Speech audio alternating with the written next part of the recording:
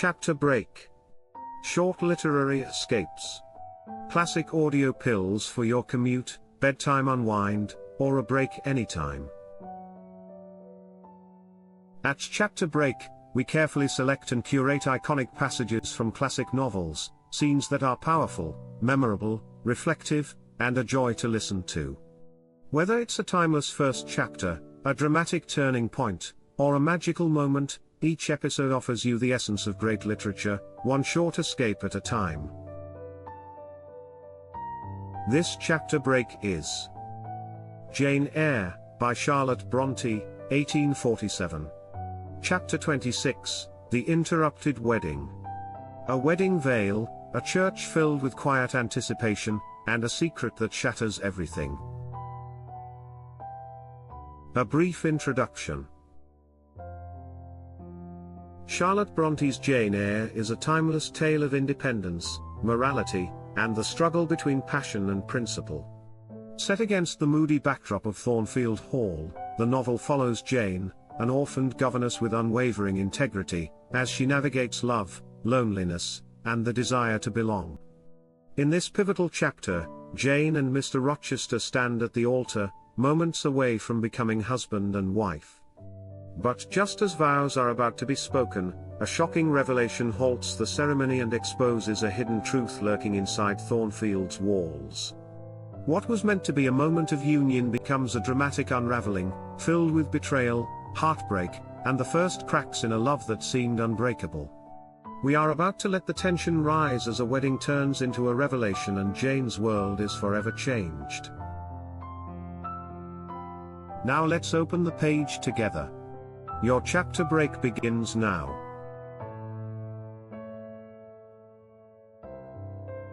Chapter 26. Jane, are you ready? I rose. There were no groomsmen, no bridesmaids, no relatives to wait for or marshal, none but Mr. Rochester and I. Mrs. Fairfax stood in the hall as we passed. I would fain have spoken to her, but my hand was held by a grasp of iron. I was hurried along by a stride I could hardly follow, and to look at Mr. Rochester's face was to feel that not a second of delay would be tolerated for any purpose. I wonder what other bridegroom ever looked as he did, so bent up to a purpose, so grimly resolute, or who, under such steadfast brows, ever revealed such flaming and flashing eyes. I know not whether the day was fair or foul. In descending the drive, I gazed neither on sky nor earth, my heart was with my eyes, and both seemed migrated into Mr. Rochester's frame. I wanted to see the invisible thing on which, as we went along, he appeared to fasten a glance fierce and fell. I wanted to feel the thoughts whose force he seemed breasting and resisting. At the churchyard wicket he stopped. He discovered I was quite out of breath. Am I cruel in my love? He said. Delay an instant, lean on me, Jane. And now I can recall the picture of the grey old house of God rising calm before me, of a rook wheeling round the steeple, of a ruddy morning sky beyond. I remember something, too, of the green grave mounds, and I have not forgotten, either, two figures of strangers straying amongst the low hillocks and reading the mementos graven on the few mossy headstones. I noticed them, because, as they saw us, they passed round to the back of the church, and I doubted not they were going to enter by the side aisle door and witness the ceremony.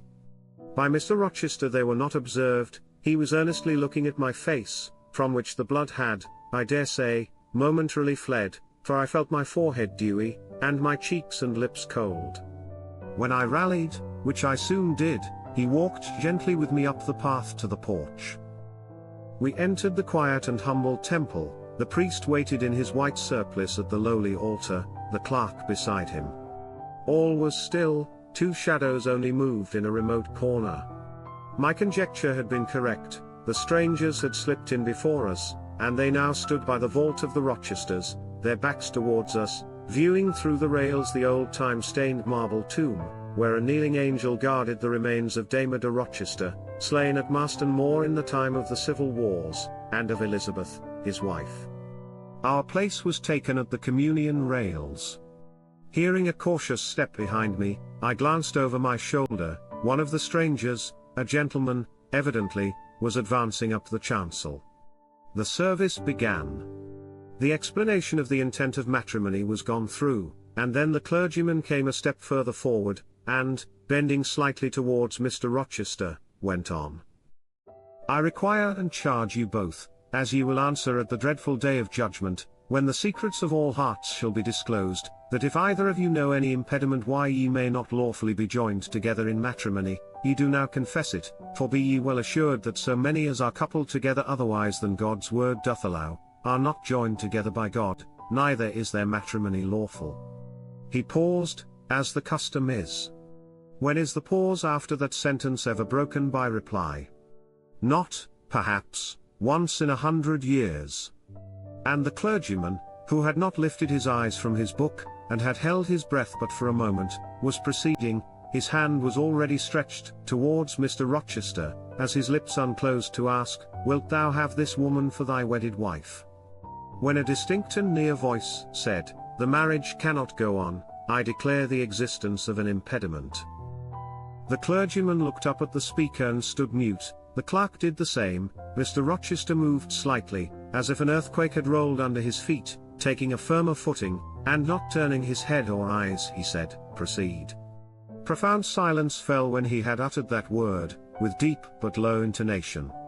Presently Mr. Wood said, I cannot proceed without some investigation into what has been asserted, and evidence of its truth or falsehood. The ceremony is quite broken off, subjoined the voice behind us. I am in a condition to prove my allegation. An insuperable impediment to this marriage exists. Mr. Rochester heard, but he did not. He stood stubborn and rigid, making no movement but to possess himself of my hand. What a hot and strong grasp he had! And how like quarried marble was his pale, firm, massive front at this moment! How his eye shone, still watchful, and yet wild beneath! Mr. Wood seemed at a loss. What is the nature of the impediment? He asked. Perhaps it may be got over, explained away. Hardly, was the answer. I have called it insuperable, and I speak advisedly. The speaker came forward and leaned on the rails. He continued, uttering each word distinctly, calmly, steadily, but not loudly. It simply consists in the existence of a previous marriage. Mr. Rochester has a wife now living. My nerves vibrated to those low-spoken words as they had never vibrated to thunder. My blood felt their subtle violence as it had never felt frost or fire, but I was collected, and in no danger of swooning. I looked at Mr. Rochester, I made him look at me. His whole face was colorless rock, his eye was both spark and flint. He disavowed nothing, he seemed as if he would defy all things. Without speaking, without smiling, without seeming to recognize in me a human being, he only twined my waist with his arm and riveted me to his side. Who are you? He asked of the intruder. My name is Briggs, a solicitor of X Street, London. And you would thrust on me a wife. I would remind you of your lady's existence, sir, which the law recognizes, if you do not. Favor me with an account of her, with her name, her parentage, her place of abode. Certainly. Mr. Briggs calmly took a paper from his pocket, and read out in a sort of official, nasal voice. I affirm and can prove that on the 20th of October AD-, a date of 15 years back, Edward Fairfax Rochester, of Thornfield Hall, in the county of Dash, and of Ferndean Manor, in Shire, England, was married to my sister, Bertha Antoinetta Mason, daughter of Jonas Mason, merchant, and of Antoinetta his wife, a Creole, at Dash Church, Spanish Town, Jamaica. The record of the marriage will be found in the register of that church. A copy of it is now in my possession. Signed, Richard Mason. That, if a genuine document, may prove I have been married, but it does not prove that the woman mentioned therein as my wife is still living. She was living 3 months ago, returned the lawyer. How do you know? I have a witness to the fact, whose testimony even you, sir, will scarcely controvert. Produce him, or go to hell. I will produce him first, he is on the spot. Mr. Mason, have the goodness to step forward. Mr. Rochester, on hearing the name, set his teeth, he experienced, too, a sort of strong convulsive quiver. Near to him as I was, I felt the spasmodic movement of fury or despair run through his frame. The second stranger, who had hitherto lingered in the background, now drew near. A pale face looked over the solicitor's shoulder. Yes, it was Mason himself. Mr. Rochester turned and glared at him. His eye, as I have often said, was a black eye. It had now a tawny, nay, a bloody light in its gloom, and his face flushed. Olive cheek and hueless forehead received a glow as from spreading, ascending heart fire, and he stirred, lifted his strong arm. He could have struck Mason, dashed him on the church floor, shocked by ruthless blow the breath from his body, but Mason shrank away, and cried faintly, "Good God!" Contempt fell cool on Mr. Rochester. His passion died as if a blight had shriveled it up. He only asked, "What have you to say?" An inaudible reply escaped Mason's white lips. "The devil is in it if you cannot answer distinctly. I again demand, what have you to say?"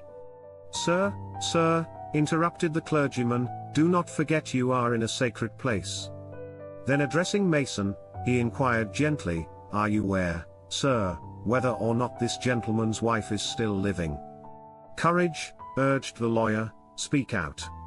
"She is now living at Thornfield Hall," said Mason, in more articulate tones. "I saw her there last April. I am her brother." "At Thornfield Hall?"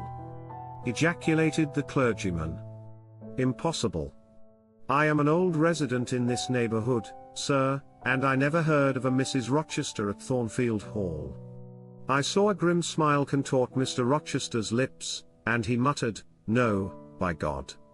I took care that none should hear of it, or of her under that name." He mused. For 10 minutes he held counsel with himself. He formed his resolve, and announced it, "Enough. All shall bolt out at once, like the bullet from the barrel. Wood, close your book and take off your surplice. John Green, to the clerk, leave the church, there will be no wedding today." The man obeyed.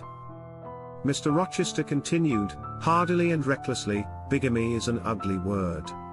I meant, however, to be a bigamist, but fate has outmaneuvered me, or Providence has checked me, perhaps the last.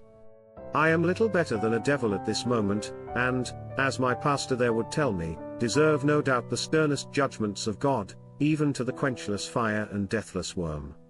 Gentlemen, my plan is broken up. What this lawyer and his client say is true. I have been married, and the woman to whom I was married lives.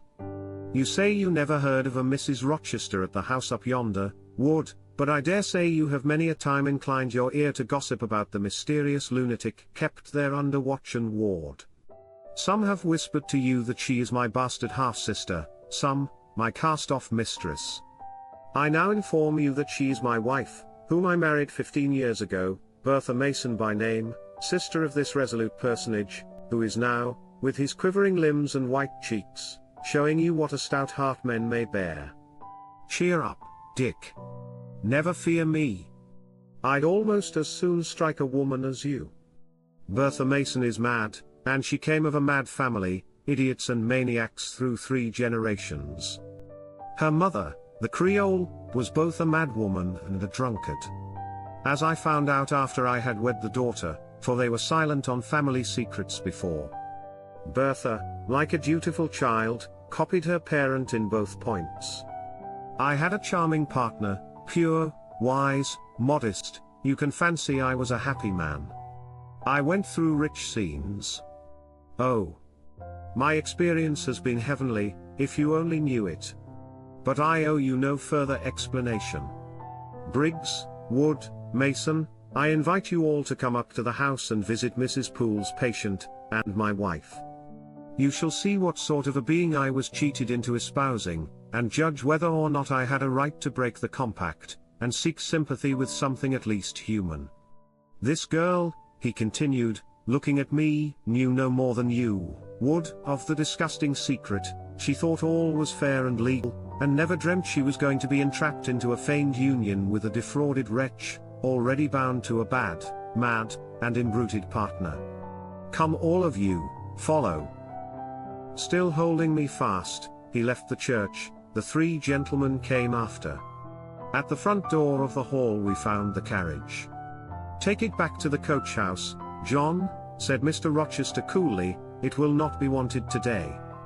At our entrance, Mrs. Fairfax, Adele, Sophie, Leah, advanced to meet and greet us. "To the right about, every soul," cried the master, "away with your congratulations. Who wants them? Not I. They are 15 years too late."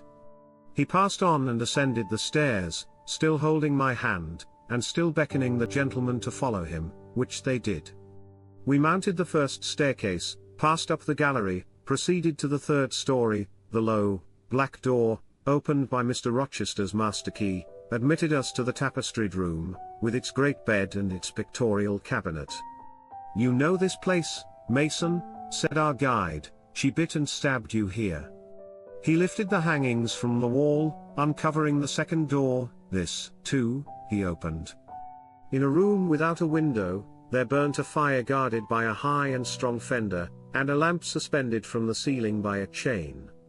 Grace Poole bent over the fire, apparently cooking something in a saucepan. In the deep shade, at the farther end of the room, a figure ran backwards and forwards. What it was, whether beast or human being, one could not, at first sight, tell. It grovelled, seemingly, on all fours. It snatched and growled like some strange wild animal, but it was covered with clothing, and a quantity of dark, grizzled hair, wild as a mane, hid its head and face. "Good morrow, Mrs. Poole," said Mr. Rochester. "How are you? And how is your charge today?" "We're tolerable, sir, I thank you," replied Grace, lifting the boiling mess carefully onto the hob, rather snappish, but not rageous. A fierce cry seemed to give the lie to her favorable report. The clothed hyena rose up, and stood tall on its hind feet. "Ah! Sir, she sees you," exclaimed Grace. "You'd better not stay." "Only a few moments, Grace, you must allow me a few moments." "Take care then, sir. For God's sake, take care." The maniac bellowed. She parted her shaggy locks from her visage, and gazed wildly at her visitors. I recognized well that purple face, those bloated features. Mrs. Poole advanced. "Keep out of the way," said Mr. Rochester, thrusting her aside. "She has no knife now, I suppose, and I'm on my guard." "One never knows what she has, sir. She is so cunning, it is not in mortal discretion to fathom her craft." "We had better leave her," whispered Mason. "Go to the devil," was his brother-in-law's recommendation. "Where?" cried Grace. The three gentlemen retreated simultaneously. Mr. Rochester flung me behind him. The lunatic sprang and grappled his throat viciously, and laid her teeth to his cheek. They struggled. She was a big woman, in stature almost equaling her husband, and corpulent besides. She showed virile force in the contest. More than once she almost throttled him, athletic as he was. He could have settled her with a well-planted blow, but he would not strike, he would only wrestle. At last he mastered her arms. Grace Poole gave him a cord, and he pinioned them behind her. With more rope, which was at hand, he bound her to a chair. The operation was performed amidst the fiercest yells and the most convulsive plunges. Mr. Rochester then turned to the spectators. He looked at them with a smile both acrid and desolate. "That is my wife," said he. "Such is the sole conjugal embrace I am ever to know, such are the endearments which are to solace my leisure hours. And this is what I wished to have," laying his hand on my shoulder, "this young girl, who stands so grave and quiet at the mouth of hell, looking collectedly at the gambols of a demon. I wanted her just as a change after that fierce ragout. Wood and Briggs, look at the difference. Compare these clear eyes with the red balls yonder, this face with that mask, this form with that bulk, then judge me, priest of the gospel and man of the law, and remember with what judgment ye judge ye shall be judged. Off with you now? I must shut up my prize." We all withdrew. Mr. Rochester stayed a moment behind us, to give some further order to Grace Poole. The solicitor addressed me as he descended the stair.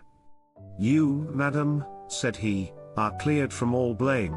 Your uncle will be glad to hear it, if, indeed, he should be still living, when Mr. Mason returns to Madeira. My uncle? What of him? Do you know him? Mr. Mason does. Mr. Eyre has been the Funchal correspondent of his house for some years. When your uncle received your letter intimating the contemplated union between yourself and Mr. Rochester, Mr. Mason, who was staying at Madeira to recruit his health, on his way back to Jamaica, happened to be with him.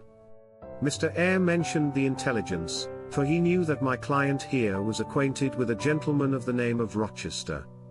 Mr. Mason, astonished and distressed as you may suppose, revealed the real state of matters. Your uncle, I am sorry to say, is now on a sick bed, from which, considering the nature of his disease, decline, and the stage it has reached, it is unlikely he will ever rise. He could not then hasten to England himself, to extricate you from the snare into which you had fallen, but he implored Mr. Mason to lose no time in taking steps to prevent the false marriage. He referred him to me for assistance. I used all dispatch, and am thankful I was not too late, as you, doubtless, must be also.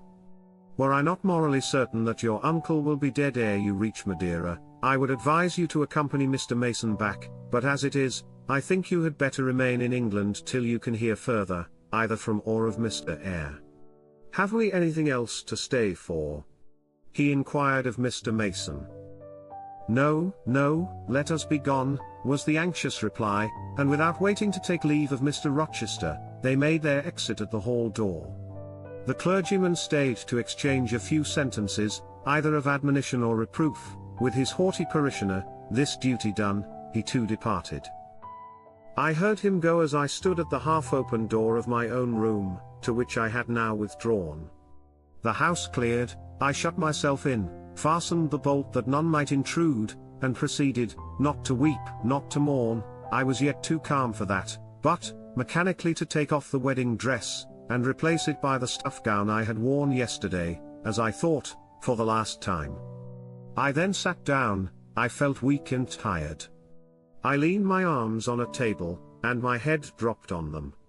And now I thought, till now I had only heard, seen, moved, followed up and down where I was led or dragged, watched event rush on event, disclosure open beyond disclosure, but now, I thought. The morning had been a quiet morning enough, all except the brief scene with the lunatic. The transaction in the church had not been noisy, there was no explosion of passion, no loud altercation, no dispute, no defiance or challenge, no tears, no sobs. A few words had been spoken, a calmly pronounced objection to the marriage made, some stern, short questions put by Mr. Rochester, answers, explanations given, evidence adduced, an open admission of the truth had been uttered by my master.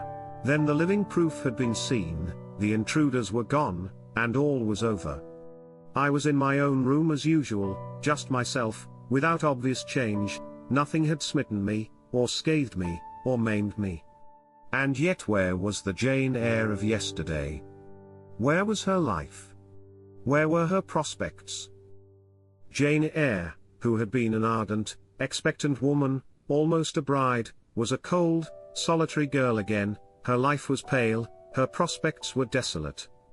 A Christmas frost had come at midsummer, a white December storm had whirled over June, ice glazed the ripe apples, drifts crushed the blowing roses, on hayfield and cornfield lay a frozen shroud, lanes which last night blushed full of flowers, today were pathless with untrodden snow, and the woods, which 12 hours since waved leafy and fragrant as groves between the tropics, now spread, waste, wild, and white as pine forests in wintry Norway. My hopes were all dead, struck with a subtle doom, such as, in one night, fell on all the firstborn in the land of Egypt. I looked on my cherished wishes, yesterday so blooming and glowing, they lay stark, chill, livid corpses that could never revive. I looked at my love, that feeling which was my master's, which he had created, it shivered in my heart, like a suffering child in a cold cradle, sickness and anguish had seized it, it could not seek Mr. Rochester's arms, it could not derive warmth from his breast. Oh, never more could it turn to him, for faith was blighted, confidence destroyed. Mr. Rochester was not to me what he had been, for he was not what I had thought him. I would not ascribe vice to him, I would not say he had betrayed me, but the attribute of stainless truth was gone from his idea, and from his presence I must go, that I perceived well. When, how, whither, I could not yet discern, but he himself, I doubted not, would hurry me from Thornfield. Real affection, it seemed, he could not have for me, it had been only fitful passion, that was balked, he would want me no more. I should fear even to cross his path now, my view must be hateful to him. Oh, how blind had been my eyes! How weak my conduct! My eyes were covered and closed, eddying darkness seemed to swim round me, and reflection came in as black and confused a flow. Self-abandoned, relaxed, and effortless, I seemed to have laid me down in the dried-up bed of a great river. I heard a flood loosened in remote mountains, and felt the torrent come. To rise I had no will, to flee I had no strength. I lay faint, longing to be dead. One idea only still throbbed lifelike within me, a remembrance of God. It begot an unuttered prayer. These words went wandering up and down in my rayless mind, as something that should be whispered, but no energy was found to express them. Be not far from me, for trouble is near, there is none to help. It was near, and as I had lifted no petition to heaven to avert it, as I had neither joined my hands, nor bent my knees, nor moved my lips, it came, in full heavy swing the torrent poured over me. The whole consciousness of my life lorn, my love lost, my hope quenched, my faith death-struck, swayed full and mighty above me in one sullen mass. That bitter hour cannot be described. In truth, the waters came into my soul, I sank in deep mire, I felt no standing, I came into deep waters, the floods overflowed me.